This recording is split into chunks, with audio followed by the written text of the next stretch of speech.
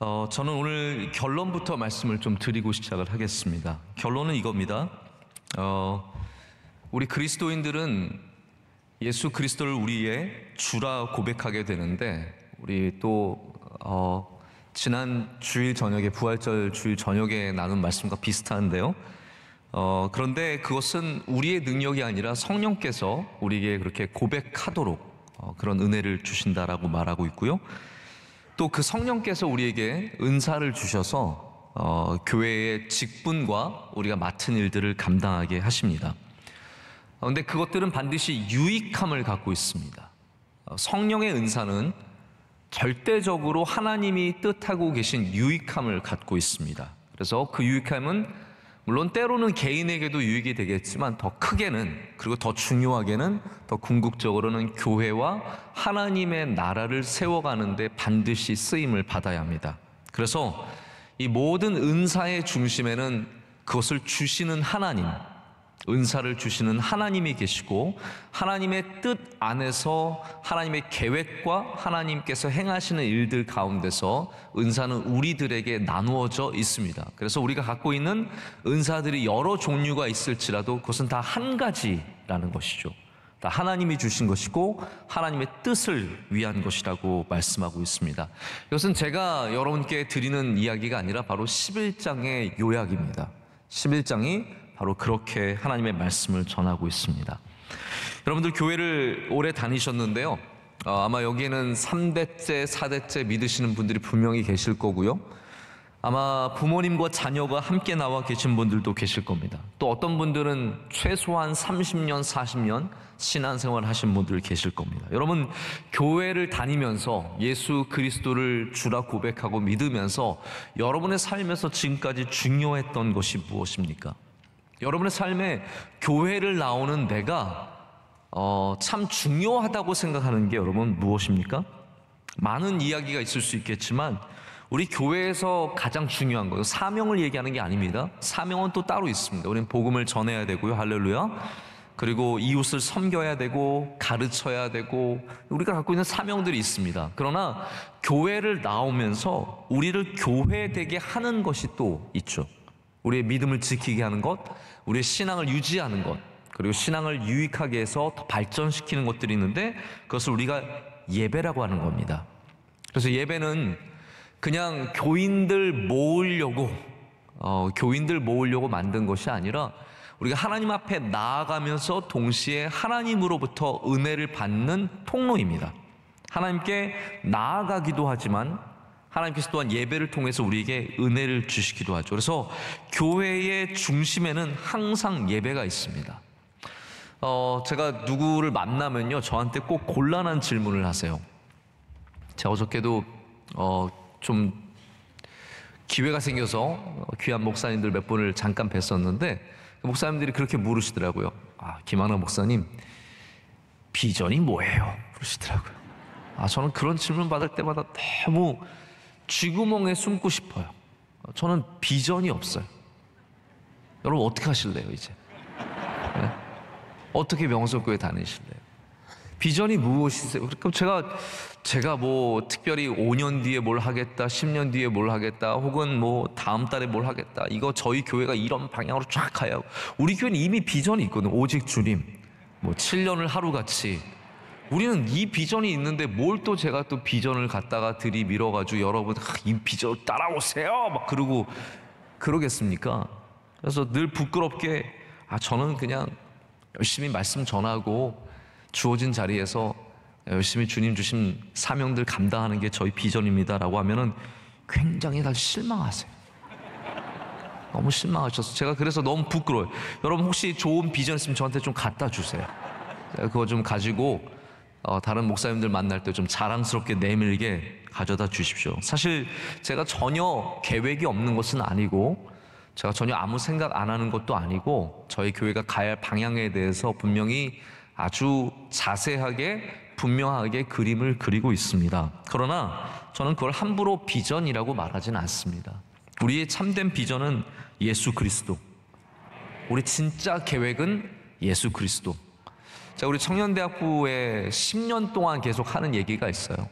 너의 계획이 뭐냐? 예수 그리스도. 앞으로 뭐 할 거예요?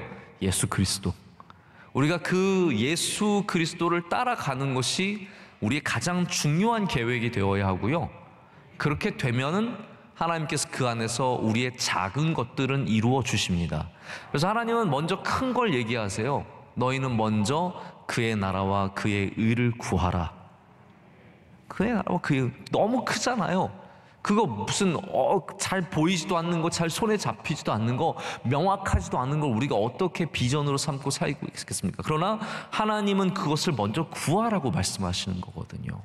그러면 하나님께서 그 작은 것들을 우리 가운데 이루시는 은혜를 허락해 주시는 겁니다.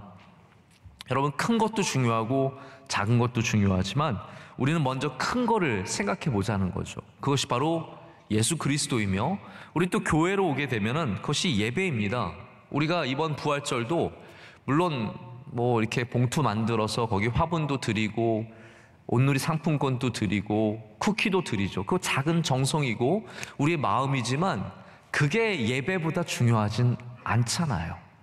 그거 없어도 되는 거예요. 그거는 우리가 이웃을 생각하기 때문에 하는 것일 뿐이지 그게 우리의 비전은 아니라는 거죠. 우리의 정말로 참된 목적은 우리를 위해 죽으시고 우리를 위해 다시 사신 예수님의 영광을 드러내는 일, 그분께 와서 예배하며 그분 앞에 은혜를 받는 일, 그것이 우리에게 가장 먼저 되어야 하지 않겠습니까? 그래서 우리 명성교회에 많은 일들을 하지만 누가 뭐라고 해도 명성교회 중심에는 예배가 있습니다.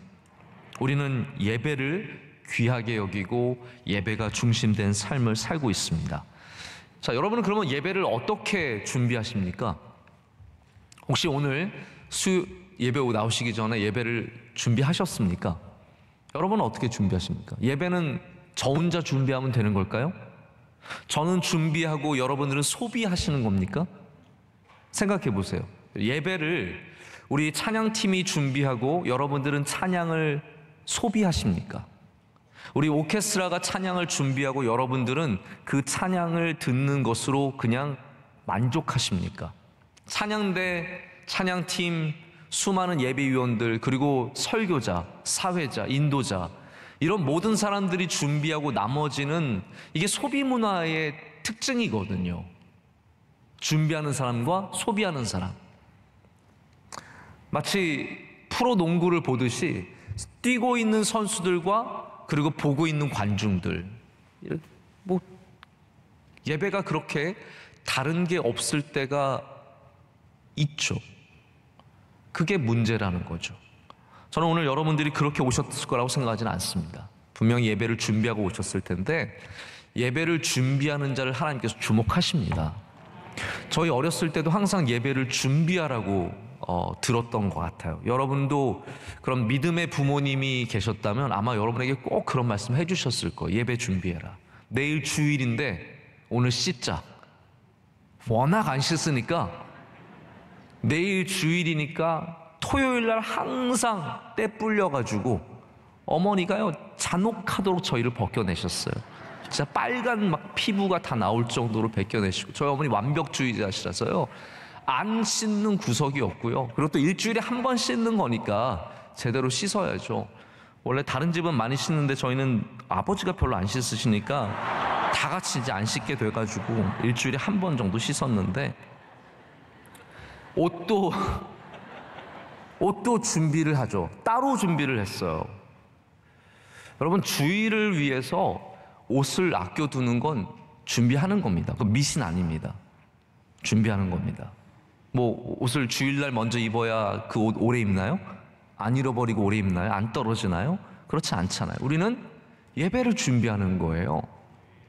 예배를 준비하는 자를 하나님께서 기뻐하십니다. 왜냐하면 하나님에게도 예배가 중요하시기 때문입니다.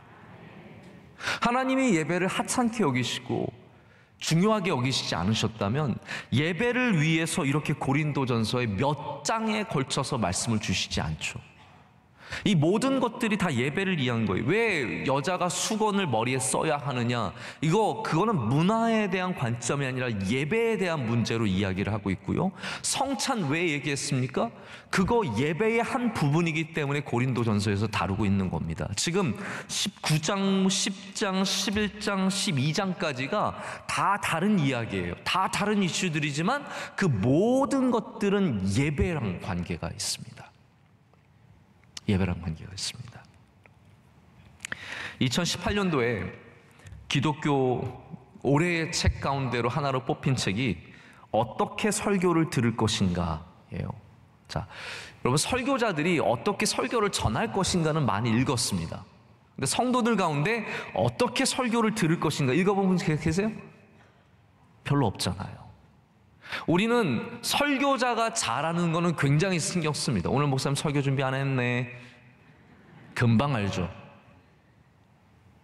그러나 여러분 설교 들을 준비를 하셨습니까? 왜 설교자는, 제가 억울해서 이런 말 하는 거 아닙니다.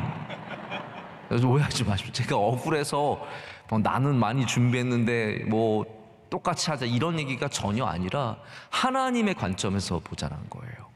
왜 설교자는 설교하도록 그렇게 준비를 하고 몸과 마음을 준비하고 이 모든 것들을 여기에 맞춰서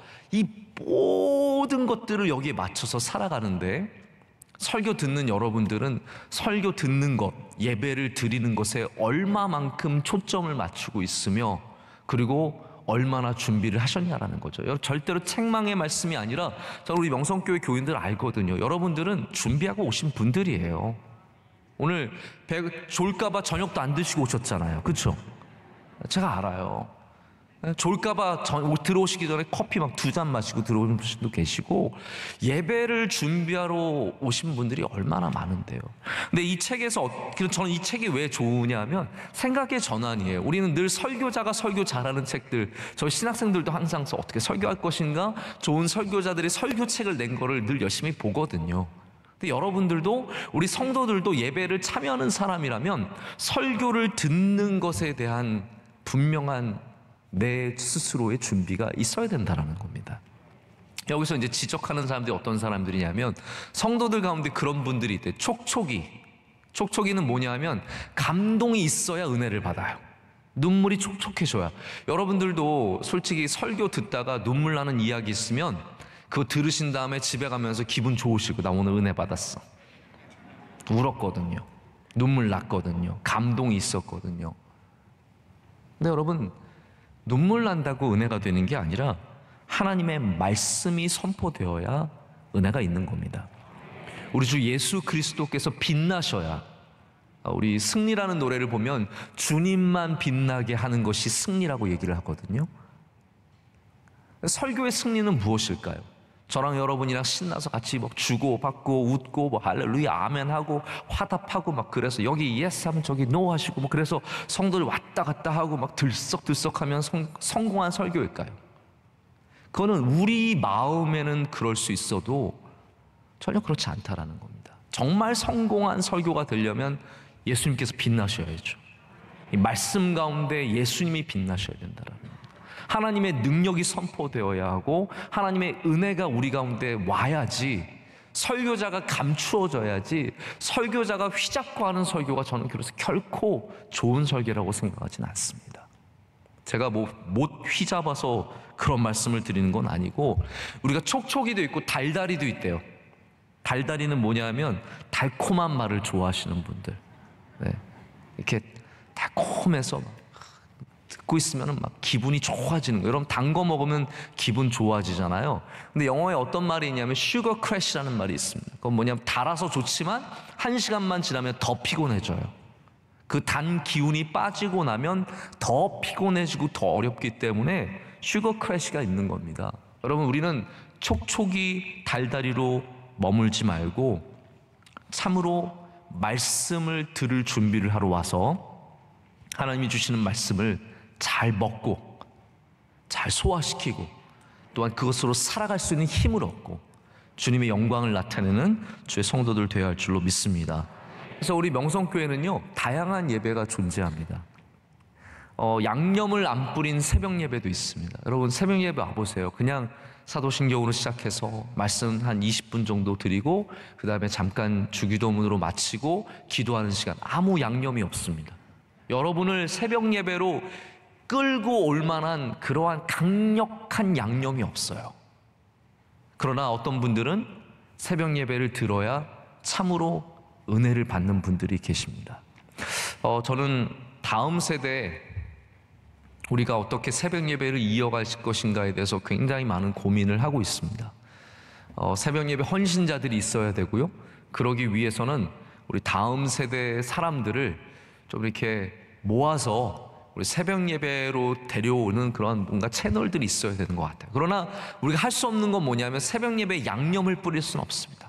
새벽 예배를 막 굉장히 달거나 굉장히 맵거나 짜거나 이렇게 해서 맛으로 오는 것이 아니라 은혜로 올 수 있도록, 예배로 올 수 있도록 우리가 자꾸 해야죠. 그러나 또 우리는 부활절 주일 저녁 예배는요, 양념이 많습니다. 그렇잖아요. 우리 명성교회는 절기 예배가 특별합니다. 우리 준비위원들 한 사람 한 사람들의 수백 시간들, 그것이 모이면 수천 수만 시간이 되거든요. 이 시간이 모여서 우리가 예배를 준비하고 그 예배가 굉장히 웅장하고 아름답고 때로는 화려하고 때로는 눈물도 나고 때로는 웃기도 하고 많은 요소들이 있습니다. 그래서 우리 교회 안에 있는 이 스펙트럼의 극과 극에서 우리는 똑같은 예배자로 서야 합니다. 할렐루야. 우리 이 스펙트럼이 넓어요. 우리나라는 너무 스펙트럼을 막 자르는 경우가 있습니다. 이거 뭐 정치인들처럼 이쪽은 이쪽 사람들이고 저쪽은 저쪽 사람들이고 뭐 서로 죽일 듯이. 근데 우리 예배는 스펙트럼이 그렇지 않다라는 겁니다. 우리의 모든 예배 가운데 우리는 항상 하나님이 기뻐하시는 예배자들이 되어야 할 줄로 믿습니다. 그것이 바로 오늘 이 12장에 나오는 이 성령의 은사도 마찬가지인 거예요. 이 성령의 은사가 가장 중요한 이유는 이것이 단순히 한 사람의 개인적인 만족, 제가 좀 이따 설명을 드리겠지만 성령의 은사는 내가 원하는 것을 받는 건 아니잖아요. 내가 저거 원하니까 나 저거 주세요라고 해서 그 선물을, 물론 선물이지만 선물이라고 똑같이 번역을 하고 있는데 내가 원하는 선물을 뜯어내는 것이 아니라 하나님이 뜻하신 것을 우리에게 주시는 것이 바로 성령의 은사이며 그것들이 모이고 여기서 하나님의 영광을 나타내는 것이 은사라는 겁니다. 그래서 오늘도 어떤 분들은 찬양의 은사로, 어떤 분들은 섬김의 은사로, 어떤 분들은 가르침의 은사로, 어떤 분들은 이 서로를 격려하는 은사로 이 모든 자리에 함께 있게 되는 것입니다. 저는 예배가 우리 신앙에 있어서 굉장히 중요한 역할을 한다고 생각합니다. 가장 중요한 역할, 유일한 역할이라고 말할 수는 없겠지만 예배가 없이 신앙생활을 잘하는 방식은 없다라고 저는 전제를 두고 싶습니다. 다시 말씀드립니다. 예배 없이 교회 생활할 수 없고요, 예배 없이 우리의 신앙이 자랄 수 없습니다. 여러분, 교회는 항상 공동체적입니다. 할렐루야. 다시 말해서 예배는 내가 혼자서 나의 영성을 발전시키기 위해서 혼자 공부하는 독학이 아니라는 거예요.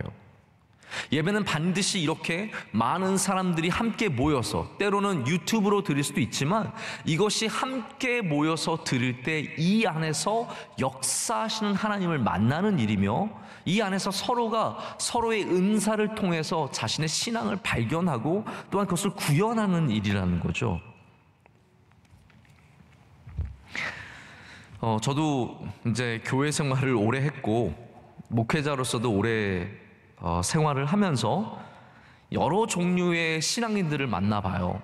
어떤 분들은 예배 만능주의도 좀 잘못될 수 있어요. 왜냐하면 예전에 제가 한 어떤 교인을 알았는데 이분이 청년이었는데 우리 명성교회 예배를 1부, 그때는 6부까지 있었을 때요. 기억나세요? 우리 구성전에 있을 때 6부까지 벌써 다 까먹으셨죠? 네, 이제 완전 5부 체제로 다 자리를 잡아서 예전에 6부까지 있었거든요. 이 청년이 나와서 1부부터 6부까지 다 드리는 거예요. 1부부터 6부까지 다 드리고 원로 목사님한테 완전, 그땐 당회장 목사님이죠, 완전히 막 붙어가지고 눈을 초롱초롱하고 듣고. 그러면 진짜 사람 괜찮잖아요.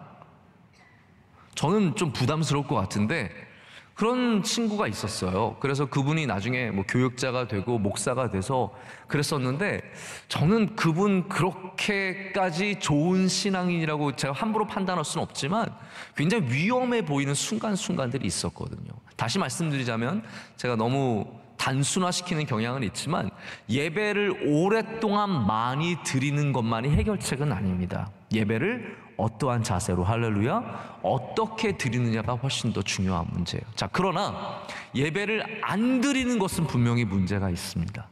특별히 이 교회에서 모든 다른 것들은 하지만 정말로 우리 교회 핵심이라고 할 수 있는 예배로 나오지 않는 것은 분명한 문제가 있는 거죠. 제가 한번 우리 교회, 명성교회 얘기예요. 명성교회에서 뭐 행사가 있을 때, 딱 그 특별한 행사가 있어요. 연중에 한 번 하는 행사인데, 그때 참 열심히 하는 분이 한 분 계세요. 정말 열심히 해요. 저도 오래전부터 알고 있는 분이에요. 근데 그분은 뭔가 교회에 불만이 많아요. 항상 저만 붙잡으면, 저만 만나면은 뭐 교회에 이런 게 문제고 저런 게 문제고 하여튼 한참을 얘기하는, 아주 크게 얘기하시는 분인데, 제가 늘 듣죠. 저는 그리고 교회에 대해서 불만을 얘기하면은 그거 그냥 넘겨 듣지 않습니다. 꼭 반드시 생각해보고 기억해보고, 또 우리가 정말로 잘못된 것이 있으면 고치려고 노력을 하거든요. 그래서 그분의 이야기가 도움이 된 적도 솔직히 많아요. 저한테는 굉장히 좋은, 고마운 이야기였어요. 저는 그거 다 괜찮아요. 그런데 그분은 예배 시간에 본 적은 없어요. 저는 한 번도 그분을 예배 시간에 본 적은 없어요. 행사 때는 보이지만 예배 시간에는 안 보여요. 여러분, 그렇습니다. 우리가 정말로 이 교회에서 교인으로 있다는 것은 행사를 위해 있는 것이 아니라 예배를 위해서 있어야 되잖아요. 예배를 위해서 그래서 제가 공동체를 말하는 거예요. 이 예배는 단순히 뭐 네가 예배를 드렸냐 안 드렸냐의 문제가 아니라, 이 예배를 드림으로 우리는 한 교회가 되는 거거든요. 한 교회가 되기 위해서는 봉사만으로 되는 것이 아니라는 겁니다. 누구보다도 봉사를 많이 해도 이 예배의 자리로 나오지 않으면 절대로, 여러분, 절대로란 말은 취소하고요, 영적인 성장이 더딥니다. 그리고 거기에는 반드시 사탄이 틈탈 수 있는 너무나 많은 틈이 있다는 거죠. 제가 여러분께 이거는 부탁을 드리는 거예요. 지금까지 혹시 봉사하느라, 난 봉사하면서 예배 드렸으면 됐지 뭘 또 예배를 드려 라고 생각하시는 분 있을 수 있거든요. 내가 충분히 뭐 아동부 봉사하면서 예배 드렸으면 됐지, 우리 전사님 설교도 좋던데 뭐. 솔직히 저희 전사님들요, 저보다 설교 잘하는 분들 많아요. 정말 많습니다. 제가 설교 들어보면 깜짝깜짝 놀랄 때도 많고, 깜짝깜짝 못해서 놀랄 때도 많고, 잘해서 놀랄 때도 많고요. 정말 귀한 설교 준비하시는 분들 많거든요. 귀한 분들이 많아요. 그래서 솔직히 고등부에서 예배 드리면서 은혜 다 받는 분들도 계시고, 중등부에서 다 받고, 영어에서 다 받고, 디아스포라에서 다 받을 수 있어요. 다 충분해요. 근데 여러분, 우리 교회는 이 예배 안으로 들어와야 우리 교인이 되는 것입니다. 지금까지 혹시 여러분이 그냥 봉사의 예배로만 만족하셨다면, 뭐 체력적으로 여러 가지 면으로 그러셨다면 제가 충분히 이해는 합니다. 그러나 제가 담임 목회자로서 여러분께 부탁드리고 싶은 것은 조금이라도 더 가까이 우리 예배로, 우리 명성교회 예배로 한 걸음씩이라도 더 가까이 오시기를 부디 부탁드리고 꼭 그렇게 해보시기를 축복합니다. 그래서 여러분들이 다시 한번 제가 강조하고 말씀드리지만, 예배에서 은혜를 받아야 되고요, 그 받은 은혜가 여러분의 섬김의 자리로 나가야 합니다. 수다로 사람들, 그런 분들 있잖아요. 이야기를 나누면 힘이 나시는 분들 있거든요. 막 수다를 떨다 보면 막 힘이 생겨요. 저도 그런 분들 충분히 이해를 합니다. 그러나 그거로 교회 봉사를 할 수는 없습니다. 내가 아는 사람들 몇 명 만나서 막 얘기하고 재밌고, 그게 우리의 힘의 원천이 아니라 우리는 반드시 예배를 통해서 주시는 하나님의 은혜가 우리 힘의 원천이 되어 올 줄로 믿습니다. 그래서 오늘 말씀이 가는 방향은 뭐냐면, 신령한 은사는 내 능력이 아니라 교회를 세우는 도구이며, 실력 발휘를 하는 것이 아니라 주님의 몸을 함께 섬기는 것이라는 거죠. 그래서 1절 말씀에 신령한 것, 바로 신령한 은사를 얘기하고 있습니다. 교회는 내가 타고난 재능으로, 내가 태어날 때부터 갖고 있었던 재능으로 교회를 섬기는 것이 아니라 하나님이 주시는 것으로 섬겨야 합니다. 내가 갖고 있는 지혜와 내가 갖고 있는 세상의 직분과 이런 걸로 교회를 섬기는 것이 아니라 우리는 철저하게 하나님이 주시는, 그래서 바로 성령이 주시는 은사를 통해서 주님을 섬겨야 합니다. 그것이 어떤 은사이든 간에 그것은 하나님을 섬기는 일이며 주님을 섬기는 일입니다. 고린도 교회는, 여러분 제가 몇 번 강조해서 말씀을 드리지만, 고린도 교회는 영적인 것을 굉장히 사모하는 교회였습니다. 열심히 있는 교회였어요. 근데 문제는 뭐냐면 열심히 있고 영적이지만 엉망진창이었다는 것. 혹시 이런 얘기하면은 아이들 생각나지 않습니까? 아이들은 열정이 있거든요. 근데 엉망진창이에요. 저희 아이들도 저희가 뭐 요리를 하고자 하면은 얼마나 와서 도와주려고 그러는지 모릅니다. 여러분, 아이가 요리를 도와주려고 할 때 고마워요? 하나도 안 고맙습니다.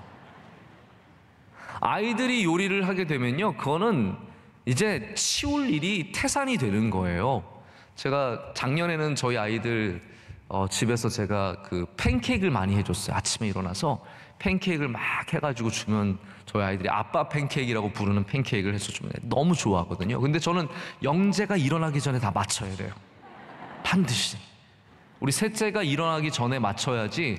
만약 셋째가 일어났는데 아빠가 지금 계란을 깨고 있다, 자기가 깨야 돼요. 이 밀가루 반죽을 섞고 있다, 자기가 섞어야 돼요. 그 다음부터는 엉망이 되는 겁니다. 고린도 교회는 어떠한 교회였냐면 열정이 있어요. 하나님 사랑해요. 근데 교회가 엉망진창이에요. 왜냐하면 성숙하지 않았기 때문에, 여러 면으로 성숙하지 않았기 때문에 교회가 엉망진창이었다라는 겁니다. 여긴 특별히 잘못된 영성이 있었습니다. 여러분, 우리는 항상 그걸 조심해야 돼요. 영성이 있다고 좋은 게 아니라 바른 영성이 있어야 합니다. 영적인 것을 좋아한다고 다 된 게 아니라 우리는 예수 그리스도 안에 영적인 것을 사모해야 돼요. 이게 잘못된 방향으로 나가면 교회는 항상 위험에 처하게 되어 있습니다. 근데 고린도 교회의 문제가 바로 그건 거거든요. 이분들이 영적인 것을 사모했지만 예수님 안에 사모한 것이 아니라 그냥 영적인 걸 사모한 거예요. 그렇기 때문에 은사를 서로 자랑하게 되잖아요. 은사를 갖고 경쟁하게 되잖아요. 예수님이 사라진 은사는 아무 소용이 없는데 그 은사들을 갖고 내 은사가 중요하다, 아니다 내가 먼저 방언을 할 거야, 통역 필요 없어, 나는 병 낫는 은사가 있으니까 이게 최고야, 서로 그러한 경쟁을 했다라는 겁니다. 미국의 연예인들 보면 여러분 항상 조심하시길 바랍니다. 예수님을 언급하지만 그냥 영적인 사람들이 있습니다. 이해가 되세요? 그분들은 기독교적인 문화 안에서 컸기 때문에 예수님에 대해서 많이 알고 있어요. 그러나 예수님을 유일한 구주로, 나를 구원하실 수 있는 오직 한 분만으로 섬기는, 그렇게 믿고 있는 신앙인들이 아니라 그냥 영적인 무엇으로 좋아하는 분들이 많아요. 그래서 예수님을 언급한다고 절대로 안심할 수 없습니다. 그런 분들이 엉뚱한 이야기들을 하고 엉뚱한 책들을 가져오게 되죠. 여기 이제 그런 아주 중요한 이야기가 나와요. 어떤 이야기냐면요, 한번 말씀을 보시죠. 3절 말씀에 이렇게 되어 있어요. 그러므로 내가 너에게 알리노니 하나님의 영으로 말하는 자는 누구든지 예수를 저주할 자라 하지 아니하고, 또 성령으로는 아니하고는 누구든지 예수를 주시라 할 수 없느니라. 자, 이 말씀 혹시 예전에 고린도전서 말씀 2년 전, 거의 2년 전인데요, 그때 들었을 때 기억이 나실지 모르겠습니다. 여기 하나님의 영으로 말하는 자는 누구든지 예수를 저주할 자라 하지 아니하고라는 말을 주목해서 보시길 바랍니다. 주석가들이 뭐라고 얘기하냐면요, 저를 이제 보십시오.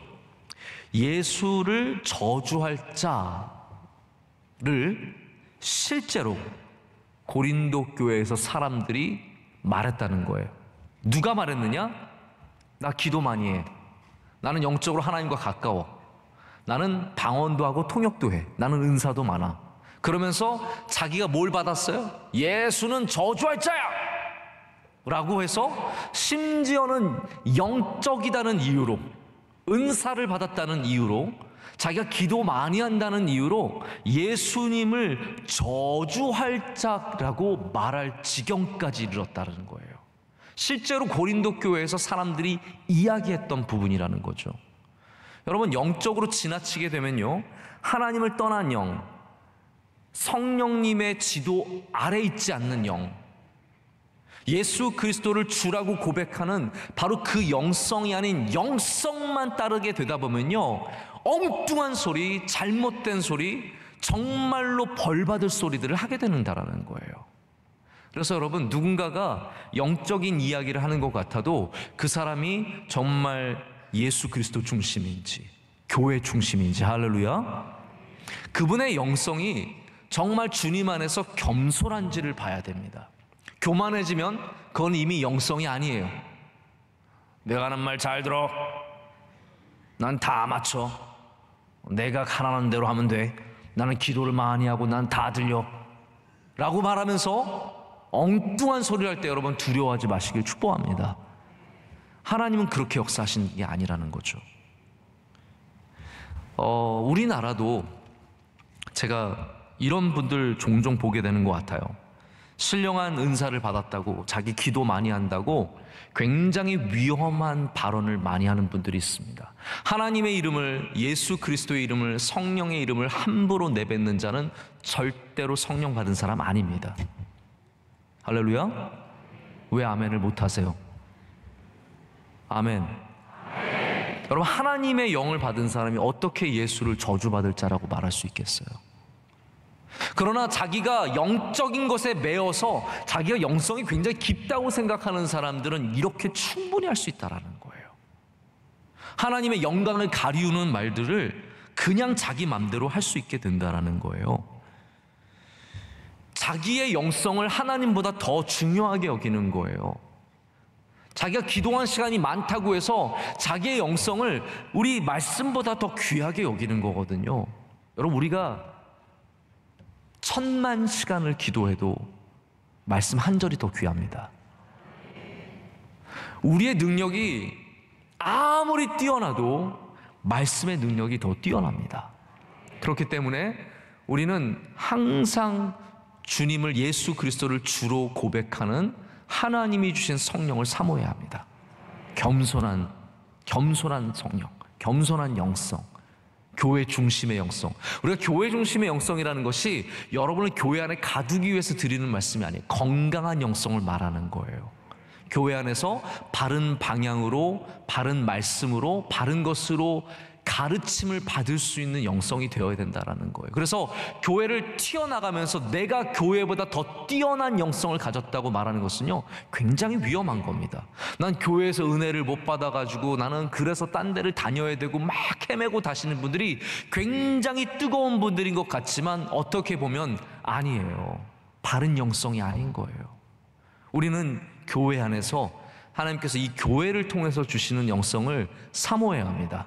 그것이 바로 고린도전서가 이야기하는 거예요. 여러분, 만약 생각해 보세요. 이게 만약에 그냥 밖에 나가서 기도 많이 하고 그것이 최고의 선이었다면 하나님께서 말씀에 그렇게 가르쳐 주셨을 거예요.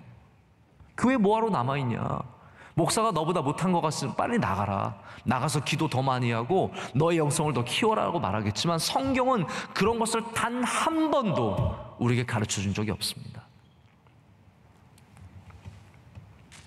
하나님의 영으로 채워지고 예수 그리스도를 주로 고백하는 주님의 복된 백성들이 되시기를 축복합니다.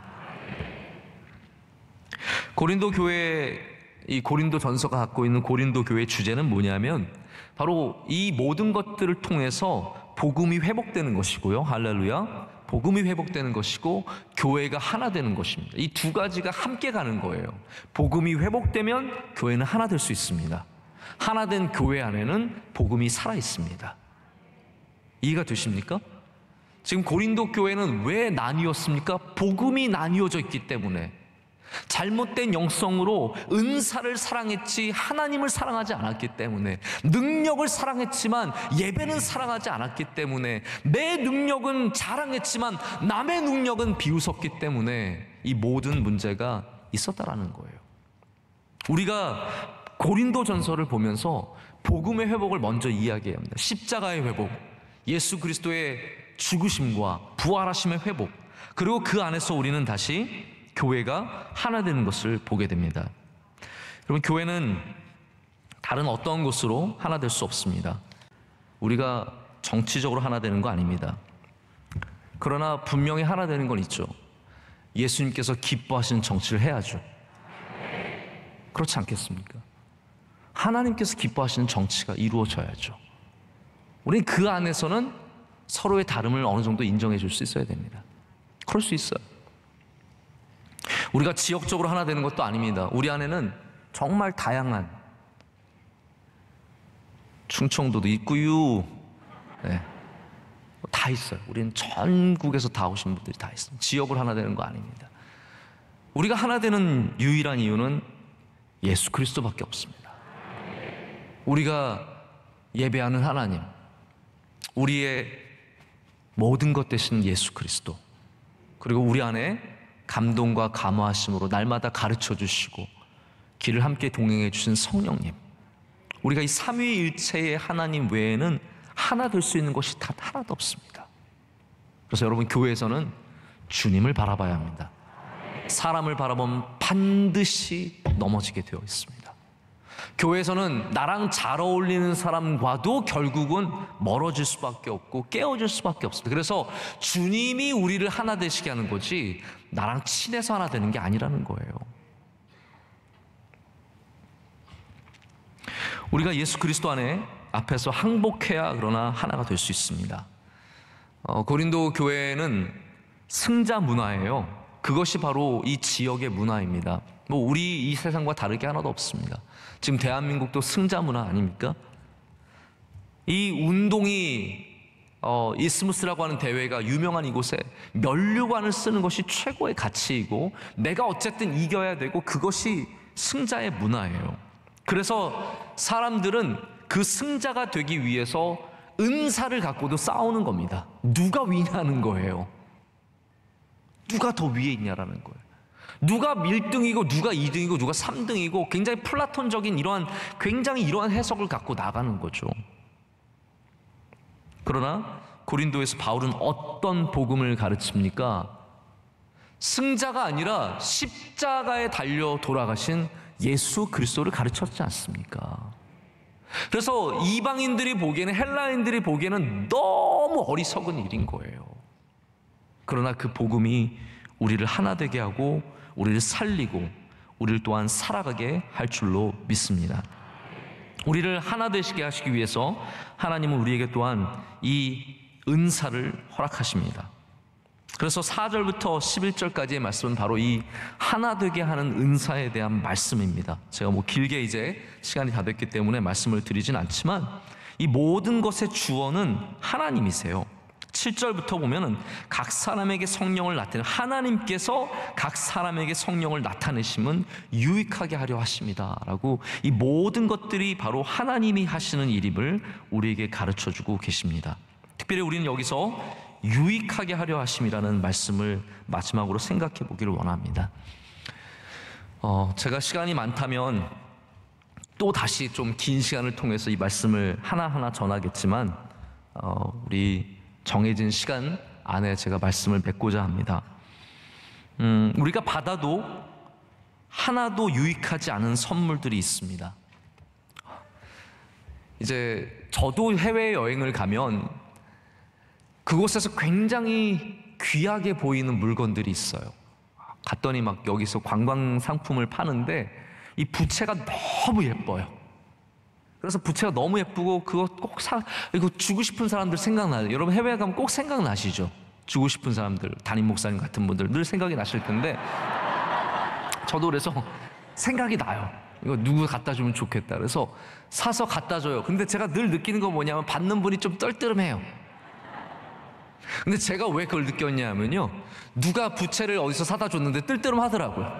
아, 이거 뭐 어쩌라고. 네? 이거 뭐 자메이카 부채로 붙이면 더 시원해요? 그러니까 무슨 말이냐면 우리가 굉장히 좋게 보는 것도 사실은 그 사람에게 유익하냐는 것은 굉장히 다른 차원의 문제라는 거죠. 유익하지 않을 수 있어요.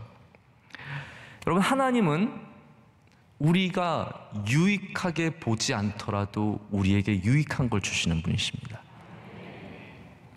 하나님은 우리가 하찮게 볼지라도 사실은 유익한 것으로 우리에게 주시는 분이시라는 거예요. 저는 분명하게 믿습니다. 명성교회가 저에게 유익합니다. 여러분에게도 유익하기를 간절히 소망합니다. 수요 예배가 준비하는 게 힘들지만 저에게 유익합니다. 여러분에게도 유익하기를 축복합니다. 여러분에게 주시는 어떠한 은사이든, 그것이 말씀을 사모하는 은사이든 찬양을 하든 은사이든, 이 모든 것들은 바로 유익하게 하려는 하나님의 뜻이 있습니다. 단순히 나의 기분만, 나의 어떤 이익을 위해서만 유익한 것이 아니라 교회를 위해서 유익합니다. 한번 그렇게 생각해 보세요. 내가 왜 피아노를 잘 치지? 교회를 유익하게 하기 위해서. 내가 왜 노래를 잘하지? 하나님의 나라를 유익하게 하기 위해서. 내가 왜 이렇게 체력이 좋아서 밤늦게까지 일해도 괜찮지? 교회 행사를 준비하게 하시기 위해서. 내가 왜 자꾸 물질을 하나님께 드리고 싶지? 하나님께서 하나님의 나라에 쓰시기 위해서. 여러분, 이 모든 것들에는 하나님께서 유익하게 하시고자 하는 그러한 뜻이 있다라는 거죠. 여러분, 우리에게 유익한 거는 어쩌면 그런 것 같습니다. 선물할 때 저도 항상 선물할 때 고민을 많이 하거든요. 뭘 드리면 좋아하실까? 근데 공통적으로 항상 설날, 추석 때 결과물이 나오면 우리 늘 깨닫잖아요. 아, 돈이 최고구나. 1, 2, 3등 꼽아보면 그 3등 홍삼, 2등 벌써부터 돈, 상품권, 1등 돈. 그 뭐 차이가 뭐예요? 똑같은 거잖아요. 우린 다 돈을 좋아합니다. 요즘에는 그래서 사람들이 기발하게 케이크 안에 돈을 넣더라고요. 혹시 여러분 자녀가 그런 거 해주신 적 있으십니까? 이렇게 케이크 가져와서 엄마 이거 뭐 초 뽑아봐. 그러면 초를 뽑으면 5만 원짜리가 막 딸려와. 이렇게 기분 째지는 거죠. 네? 치사하게 1,000원짜리 넣지 말고 거기다가 1,000원짜리 100번 뽑아봤자 10만 원이에요? 네. 힘들잖아요. 그러니까 어머니 아버지한테 드릴 때는 좋은 거로 해서 꼽아서 드리면 좋은데, 그러니까 결국은 케이크를 받아도 그 안에 돈이 있는 케이크. 우리는 돈의 유익성을 잘 압니다. 그러나 하나님께서 우리에게 다 돈만 주시는 것은 아닌 것이, 그것이 때로는 우리를 유익하게 하지 못하기 때문입니다. 우리 개인의 유익을 떠나서 하나님의 나라를 위해서, 교회를 위해서 내게 주신 은사가 무엇인지 돌아보시기를 축복합니다. 그럴 때 우리는 은사가 자랑이 아니라 하나님을 섬기는 도구가 됩니다. 예배가 나의 어떤 위치를 드러내는 곳이 아니라 하나님께 영광을 함께 올려드리는 정말 참된 유니송, 우리 모두가 함께 드리는 예배가 될 수 있죠. 이 안에, 이 모든 것 안에 성령님께서 계십니다. 우리 안에 성령님께서 계실 때 이 일이 가능해집니다. 여러분, 성령님께서 계시면 성령님의 냄새가 납니다. 하나님께서 계시면 하나님의 냄새가 납니다. 예수님께서 여러분 안에 계시면 예수님의 향기가 납니다. 은사 속에서 하나님의 향기가 흘러나와야 합니다. 섬김에서 성령님의 향기가 흘러나와야 합니다. 우리의 삶에서 예수 그리스도의 향기가 흘러나오기를 간절히 소망합니다.